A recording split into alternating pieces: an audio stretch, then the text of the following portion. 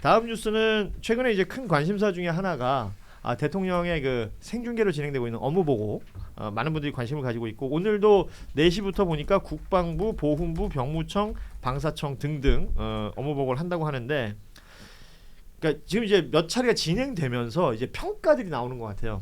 대통령의 실용주의 면모를 확인할 수 있다라는 부분. 그 어제 그 행안부 관련해서 그 집회 시위 관련된 내용들 그 경찰 쪽에서 이거 단속하고 시위 뭐 치안 담당하고 이런 내용들에 대해서 얘기했던 부분이 최소한 우리 정부에서는 시위 진압을 위한 인력이 많이 필요할 것 같지 않다라면서 수사나 민생 치안을 담당할 인원을 늘려야 하지 않겠느냐 뭐 이런 얘기를 경찰청 업무보고 과정에서 했습니다. 사실 대통령이 직접적으로 시위 대응 인력을 줄이라라는 지시는 어찌 보면 이례적인 지시 같기도 해요. 이거는 어떤 취지에서 나온 말이라고 보십니까? 본인이 정책을 잘해서 국민의 사랑을 받겠다라는 자신감이 있는 거죠. 나는 반대자도 다 포용할 거야 라는 이야기를 하신 거죠. 저는 이번에 대통령이 하고 있는 직접 회의는 민주주의의 또 다른 형태로서 우리 한 획을 그었다. 예. 그런 생각이 듭니다.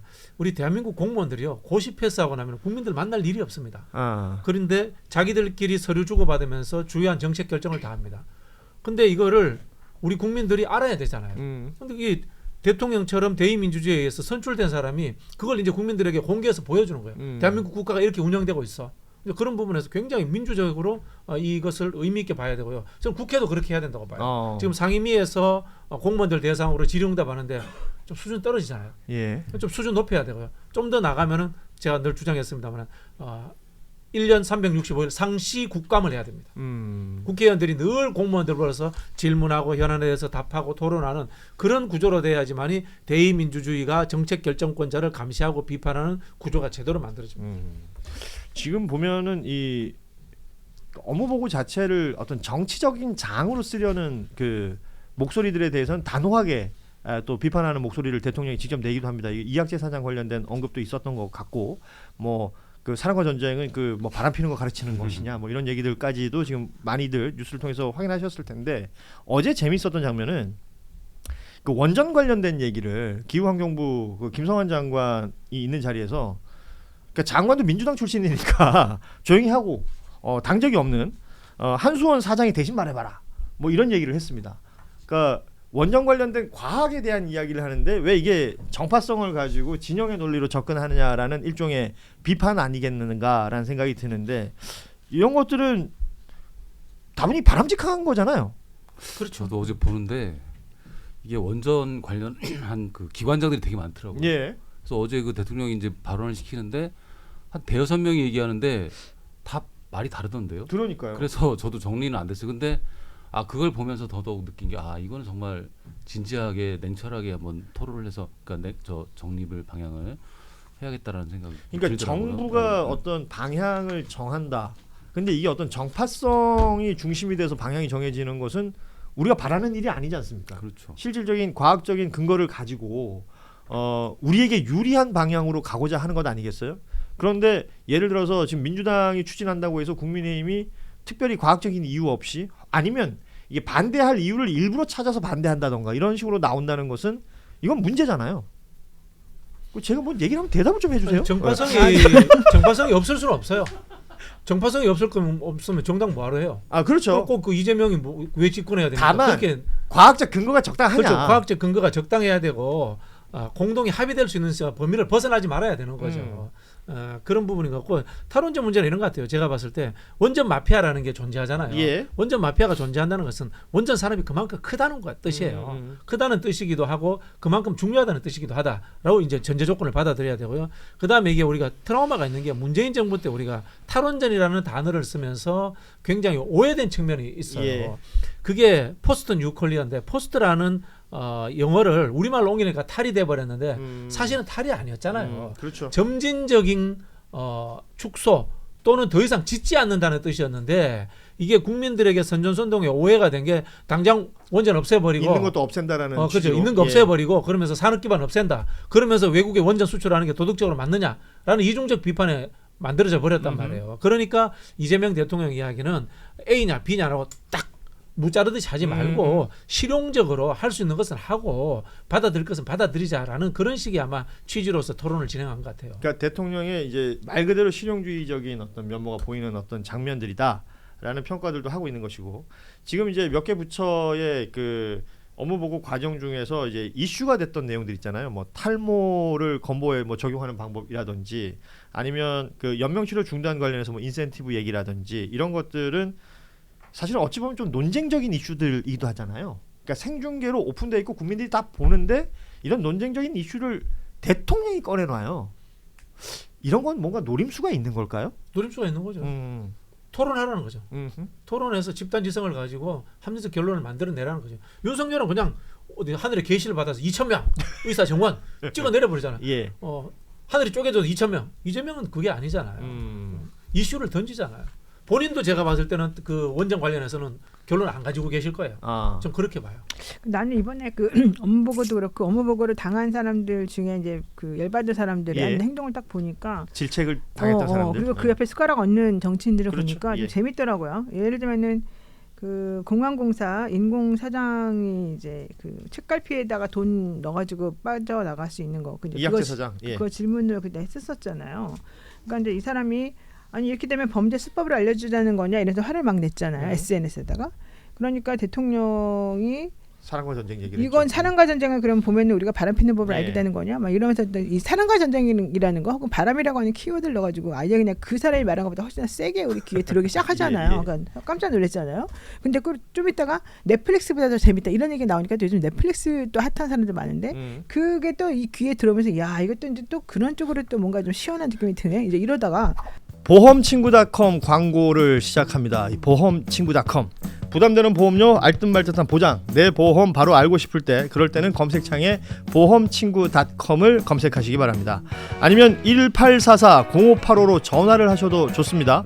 이미 가입한 보험의 경우에는 뭐가 문제인지 또 내가 가입한 보험에 어떤 장단점이 있는지 보험친구가 무료로 상담해 드립니다. 암보험, 종신보험, 실손보험처럼 누구나 다 아는 보험부터 화재보험, 배상책임보험, 운전자보험까지 모두 상담이 가능한 보험친구닷컴 검색창에 보험친구닷컴 혹은 화면에 지금 보이는 QR코드를 이용하시거나 전화 1844-0585 어디든 연락 주셔도 이 보험친구라는 여러분의 든든한 친구를 만나게 되실 겁니다. 또 좀 있다가 이준석 의원이 만약에 그런 식으로 한다면 반지의 제왕도 그 환단곡이 나오면서 그렇게 따지면 반지의 제왕도 뭐 역사냐 뭐 이런 예. 얘기도 하잖아요. 사실 연결도 하나도 안 되는데도 그냥 반지의 제왕 그러니까 또 갑자기 반지의 제왕이 또 이제 막 그 들려오고 또 좀 있다가는 김은혜가 그랬나요? 백설공주 얘기가 이제 막 나오잖아요. 그렇죠. 예. 내가 처음에 이제 신기하게 놀랐던 거는 어떻게 그런 말들을 이렇게 자기가 하고 싶었던 거에다가 연결시켜가지고 탁탁탁탁 이걸 해내냐가 첫 번째 놀랐던 거고 이 사람들은 이 단어 찾아내고 이거 뉘앙스 연결시키느라고 밤을 새우려는 건가? 이거 도대체 어떻게 이렇게 빨리빨리 이렇게 들어오도록 이런 거 했을까? 이 생각이 딱 드는 거예요. 정치인들이 다 그런 거예요? 아니 말해봐봐요. 정치인들. 뭐 정치로 이준석이 그쪽으로 그런 거지. 발달이 돼 있습니다. 아니 지금. 이준석은 그런 게 아니라 내가 보니까 수많은 정치인들이 처음엔 안 그러다가도 키워드를 자꾸 이게 이제 뽑는 거지. 하나씩 그 점점 정치권에 발을 들이면서 이런 키워드 장난이나 키워드 놀이를 진짜 잘하게 된다니까요. 그때부터 아니, 이슈될 만한 철학이라든가 깊이가 없으니까 그런 쪽으로만 뭐 머리가 튀는 거예요. 그러니까 뭐 비유나 은유 가지고 그런 거 엄청 잘하더라고요. 그 원래 저기 뭐야 그 술 많이 먹고 사람 많이 만나면 결국엔 책 안 보고 하면 잔머리 만들잖아. 인경변 만들고. 그렇게 되는 그래서 거죠. 그런가요? 오늘 저기 윤석열 재판에서 성탄 메시지를 냈네요. 자식 잘 되라는 마음으로 계엄을 선포했다라는 뭔 소리야 이게? 자식한테 총칼 들고 와가지고 진짜 하냐? 진짜 나 기가 진짜- 차가지고 말이 안 나. 이게 누굴 보고 자식이라고 한 걸까요? 이 자식이 예. 그러네요. 예, 뭐 이런 얘기도 있었습니다. 예. 아, 근데 진짜 신기하지 않아요? 이런 거 보면? 참 난 이해가 안 돼요. 제정신이 아닌 사람이. 머리들이 이렇게 좋은데 이 머리를 왜 이런 데다 쓸까? 아, 진짜. 아니 나는 저는 따라갈 수 없어. 오늘 아침에 그 강유정 대변인이 그 김어준 씨가 하는 그 프로그램에 출연해가지고 이 생중계 업무 보고에 대해서 얘기를 하는데, 그러니까 이재명 정부가 들어선 이후에 처음에는 이제 브리핑룸에 쌍방향 카메라가 설치가 됐었고요. 그렇지. 그리고 국무회의를 라이브로 했잖아요. 이러는 과정들은 이재명 성남시장 시절에 집무실에 CCTV를 달았던 것과 같은 것이다. 그렇다면 그 CCTV는 누구를 감시하는 것이냐? 언론 보도량을 봐라. 이 업무 중계를 봐도 가장 많은 기사가 쏟아지는 건 대통령 관련된 것이고 감시를 당하는 1호 주체는 대통령이다. 스스로 감시당하는 거죠. 예, 이 얘기를 하는데 이거는 소위 말해서 권력자들이 기존 가졌던 생각으로는 완전 다른 거잖아요. 원래 권력자들은 자기가 누군가를 감시하고 싶어하지 그렇죠. 감시 당하고 싶어하지는 않는 거니까 이 얘기를 하면서 이 대통령이 가지는 기본 철학과 취지가 이게 잘 녹아서 업무 보고도 형태가 이루어지는구나. 왜냐하면 그거를 라이브로 다 중계를 하면 대통령 스스로의 그 역량이 드러나는 거잖아요. 그렇죠. 부담스럽죠. 네. 엄청나게. 쉽게 말해서 속된 말로 미천이 다 드러나는 건데 그거에 대한 국민들은 지금까지 되게 좋아하는 거죠. 그리고 예. 저는 보면 느낀 게 물론 이제 여러 부작용이나 뭐 논란도 많지만 대통령이 질문하는 게 굉장히 국민 눈높이에서 하더라고요. 그렇죠. 예. 국민들이 평소 궁금해하고 관심 가졌던 수준에서 문답이 이루어지더라고요. 그러니까 그게 김대중 그다음에 노무현 대통령이었잖아요. 예. 그리고 난 다음에 이제 문재인 뭐 이재명으로 넘어가는데 민주당 계열의 대통령들. 그 예. 노무현 대통령이 저는 개인적으로는 우리 일반 국민들보다 원래 반범 하나 앞서가면 사람들이 되게 막 칭찬하고 좋아하고 따라가려고 했을 것 같은데 혼자 한 3번, 4번을 먼저 막 앞서가 버려가지고 이걸 따라가지 못하는 국민들이 사실 되게 화가 났다가 나중에는 이제 막 이 사람만 이렇게 괴롭히고 이랬던 것 같아요. 근데 관념적인 용어들이나 이런 게 나오고. 근데 그런 거를 그리고 그 사람은 이제 머릿속에서 워낙에 큰 그림이 그려져 있으니까 그걸 이해 못하는 우리 같은 사람들이 좀 답답했을 것이고 그걸 이해 못하는 사람들이 막 공격하는 거 그것도 좀 이해를 못했을 건데 근데 이재명 대통령은 오히려 자기 수준보다 조금 낮은 수준으로 일부러 이 단어나 이런 걸 사용을 해주는 거예요. 그러니까 보통 우리가 텔레비전 같은 거 잘 되려면 그 대상을 중학생 수준으로 놓아야 그렇죠. 된다 이런 예. 얘기가 있잖아요. 그런데 방송하는 사람보다 조금 낮게 해서 대중적으로 인식을 크게 하게끔 만들어줘야 된다 이런 얘기였는데 저는 그래서 이재명 대통령이 오히려 그런 그러니까 이전의 실패를 보고 오히려 이런 쪽으로 지금 사람들 귀에 팍팍 들어오면서도 이 세상에서 지금 해결되지 않는 본질을 건드리려고 본인이 머리를 진짜 이렇게 쓴 거 아닌가? 이 생각이 좀 들더라고요. 제가 뭐 여러 중학생에서 고등학생으로 좀 높여주면 안 될까요? 그러니까 높여주면 좋은데 네, 국민 교육 수준도 높아져요. 그래 내가 말해볼게. 근데 대통령 아니 두 분이서 굉장히 다정해 보이시네요. 나 자정에 이런 말 다 시킨 대로 듣지. 좋아요. 근데 예. 근데 내 말은 중학생은 조금 낮은 것 같아, 그렇지? 고등학생 올리는 거 맞는 것 같은데, 근데 어쨌든 그러다 보니까 사람들이 이해하기가 쉬운데 그렇게 이해하기가 쉬우면 또 하나 나쁜 점은 나도 다 알아듣는 얘기 네가 하고 있네. 너가 뭐 벌거냐 나하고 똑같은 놈이지. 또 이렇게 되더라고요. 무시를 할 수도 있다. 그래서 그거를 약간 좀 정리해서 수위 조절해서 고등학생과 대학생 중간 정도로 해줘야 되는 거 아닌가?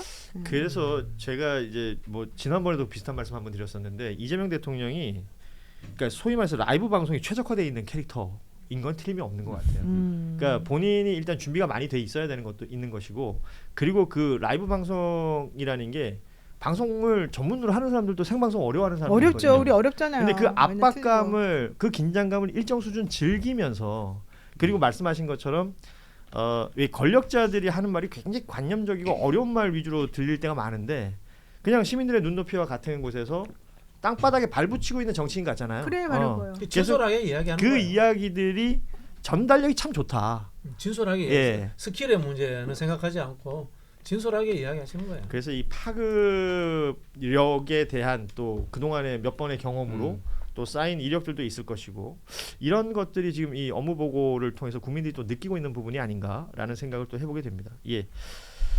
자 오늘 방송을 제법 부드럽게 진행했던 것 오늘 같습니다. 한 것도 없는데 오늘 싸움도 안 하고 참 잘했네요. 예. 그렇잖아요. 오늘 우리 되게 착하게 그렇지 예. 잘했지. 싸워야 돼요 우리 그럼. 아니, 싸울 건 아니에요. 아니요 싸울 건 아니지만 저도 이야기를 되게 드리고 싶어요. 잘했어요. 제가 아는 이야기가 있잖아요. 대부분이 고등학교 사회책에 나오는 이야기. 그렇지 바로 제가 그거지. 고등학교 사회책 지금도 봐요. 예. 뭐 윤사 이런 거 있죠. 정법 이런 거 보거든요. 경제 이런 거 보거든요. 그 수준에서요. 조금 더 들어가는 게 대학교 1학년 때 교양 시간에 배우는 정치학 결혼 수준에서 이야기해요. 네. 어렵게 그러니까요. 이야기하지 않습니다. 네. 어려운 나도 일이 수준이 아닌데. 딱 곧 대학교 1학년에 머무른 것 같아. 그거만 나 최고예요. 그 이상으로 예. 수준이 올라간 적이 그 이상 없어. 올라갈 필요도 없어 사실. 아니, 사실- 올라간 적이 없어. 이론적 정리는 그 정도면 충분한데 현실에서 이걸 비겁하게 쓰는 사람들이 있다는 게 문제 아니겠습니까? 예. 환단 적용- 고기나 뭐 이야기하니까 환단 고기를 내가 이준석 대표께 저도 사자성어로 들려드릴게요. 예. 개고기 예. 하신 분. 그게 사자예요? 안만 들어도 세자 개. 사랑의 개, 짠가? 아이 양머리 양대가리 육대가리 뭐 이러잖아요. 양다리 육대가리 뭐 양두구. 봐봐 이러면 딱 못 알아들어. 양 대가리란 말 넣어줘야 딱 정확히 알아들어. 이게 바로 우리 수준이야. 근데 아니, 그게 나는 너무 이렇게 임팩트 있게 와닿아. 내가 지금 여기서 나 다 알아들었어요 말하는 것도 웃긴 거 안 되지 아닙니까? 그러면 네. 못 자, 알아들은 표정인데. 방송 마무리가 굉장히 허접해지는데 예, 오늘 방송은 여기서 마무리하겠습니다. 함께해 주신 네. 우리 노영희 변호사 그리고 박진영 비평가 그리고 황준범 위원 함께 인사드릴게요. 저희는 내일 오후 3시 30분에 다시 찾아뵙겠습니다. 고맙습니다. 고맙습니다.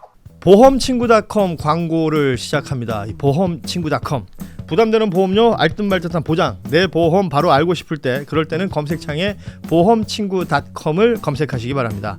아니면 1844-0585로 전화를 하셔도 좋습니다.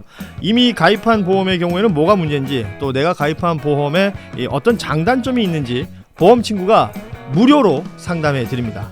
암보험, 종신보험, 실손보험처럼 누구나 다 아는 보험부터 화재보험, 배상책임보험, 운전자보험까지 모두 상담이 가능한 보험친구닷컴 검색창에 보험친구닷컴 혹은 화면에 지금 보이는 QR코드를 이용하시거나 전화 1844-0585 어디든 연락 주셔도 이 보험친구라는 여러분의 든든한 친구를 만나게 되실 겁니다.